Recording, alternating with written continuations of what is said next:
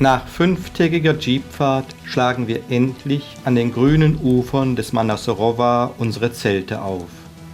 1000 Kilometer Fahrt über staubige Pisten liegen hinter uns. Nun haben wir die Kailash-Region erreicht. Auf der Südseite des Manasorowa ragt das Gurla-Mandata-Massiv hervor.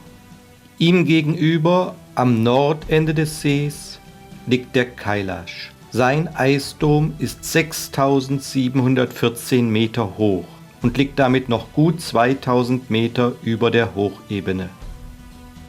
Sven Hedin hatte den Kailash der Transhimalaya-Kette zugeordnet, einer Bergkette, die seiner Auffassung nach im Norden parallel zur Haupthimalaya-Kette verlief.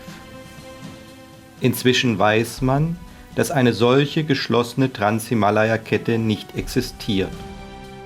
Der Kailash liegt nördlich der heiligen Seen Rakshastal und Manasorowa, die für die Tibeter wegen ihrer ungewöhnlichen Form und unterschiedlichen Lage Mond und Sonne symbolisieren.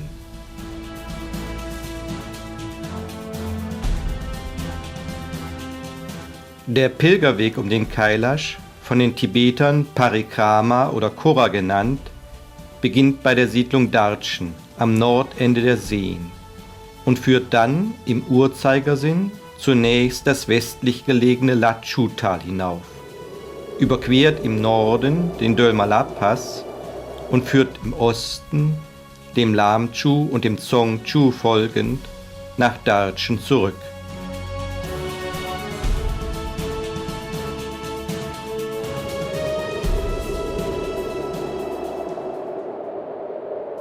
Darchen ist ein versiffter Ort, voll von chinesischem Militär und Verwaltungsbeamten.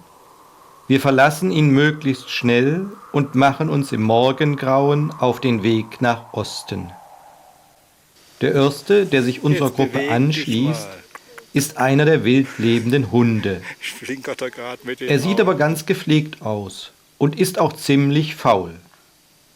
Am ersten schönen sonnigen Platz bleibt er einfach liegen und lässt uns alleine weiter pilgern.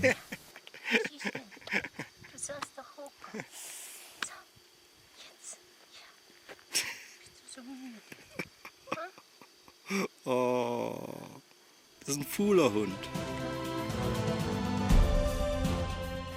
Über eine flache Erhebung steigen wir schließlich zum Lachu-Tal hinunter.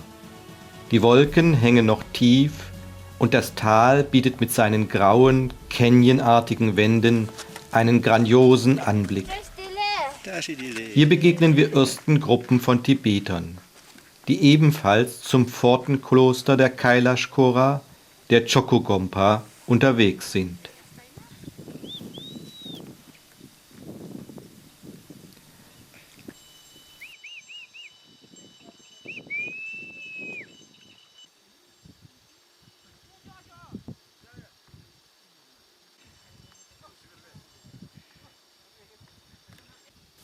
Bevor wir in das eigentliche Tal des Lachu gelangen, durchschreiten wir die sogenannte zweibeinige Stupa, den Shorten Kang Nui. Er markiert zusammen mit dem Tabochi den Beginn der eigentlichen Kora. Der Tabochi ist ein riesiger Flaggenmast voller Gebetsfahnen, der jedes Jahr am Sagadawa erneuert wird. Dieses Fest im Frühsommer feiert die Geburt Shakyamunis, zugleich mit seiner Erleuchtung und seinem Eintritt ins Parinirvana.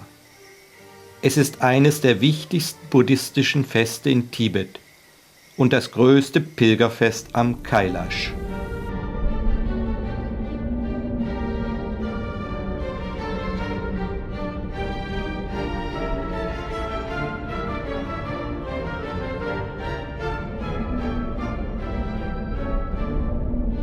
Unterhalb des Steilhangs, an dem sich die Chokugompa kauert, treffen wir auf unseren Jagdtreiber mit seinen Tieren. Bei dem, was ihnen alles aufgeladen wird, sind die armen Tiere wirklich nicht zu beneiden.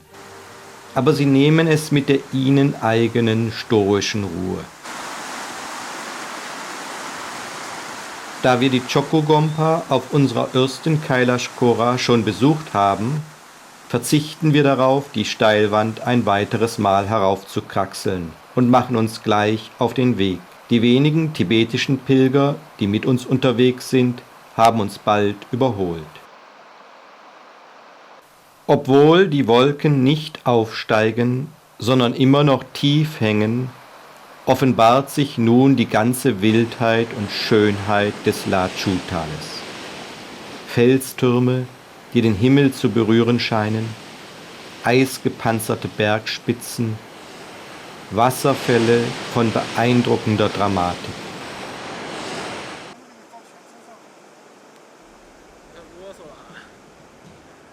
Nach mehrstündiger Wanderung erreichen wir schließlich unser erstes Tagesziel. Eine Wiese gegenüber dem Kloster Drirapuk, direkt unter dem Gipfel des Kailash, auf etwa 5100 Meter Höhe. Vom Kailash-Gipfel ist allerdings nicht viel zu sehen. Er hat sich, wie so häufig, hinter dichten Wolkenschleiern